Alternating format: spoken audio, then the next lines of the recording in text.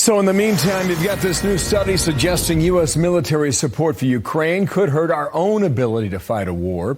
A D.C. think tank claims that the drain on the Pentagon stockpile is so severe, we may not be ready in case there's a war between China and Taiwan.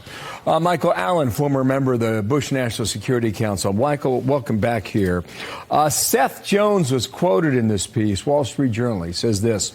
He said, the bottom line is the defense industrial base, in my judgment, is not prepared for the security environment now exists. Currently, it is better suited to a peacetime environment. On the face, would you agree with that, Michael?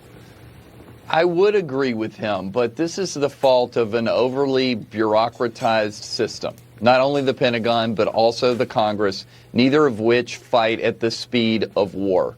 These are correctable issues. This country has a history, especially going back to World War II, of being able to solve defense industrial base issues. And we can't let these shortcomings dictate our national security interest.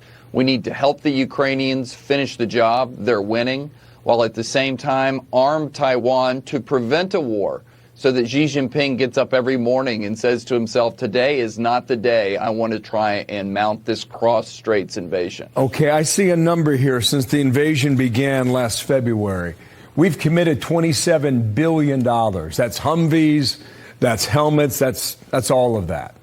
Is our support endless financially and militarily?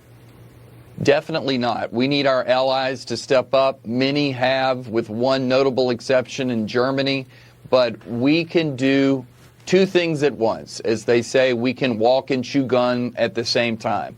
They're not using the same weapons in both theaters. It is true that we definitely need anti-tank missiles in Taiwan and in Ukraine. But in Ukraine, they're in many cases in need of armored vehicles and tanks, which aren't really applicable to the potential situation in Taiwan. All right, on the tank issue, specifically the Abrams, we have not committed any yet. Maybe we concede at some point. We have argued or been told that they require jet fuel and are much more difficult to maintain in the field of battle. Do you buy that argument, or do you see us going there at some point soon? So I do understand what they're saying. It's harder logistically, I think, with the Abrams tanks, but we ought to send a few over there, or as many as it takes, to get the Germans to step up, to give them political cover so that they will use their tanks, which we think are better suited for the terrain in Ukraine. So we need to step up. We need to get the Germans to get off the bench and help Ukraine, because I think this is the pivotal year. This is the year that the Ukrainians are going to mount a serious counteroffensive in the spring and in the summer. And we got to help them get there so that we can then spend our time on Asia. After all, we're not sure the Chinese would go after Taiwan, at least until 2027. So we have time to fix these industrial base readiness issues. Yeah, it appears that Europe's moving toward that way on behalf of Poland, and maybe Germany follows that. Would you agree that seems to be the trend as of this week?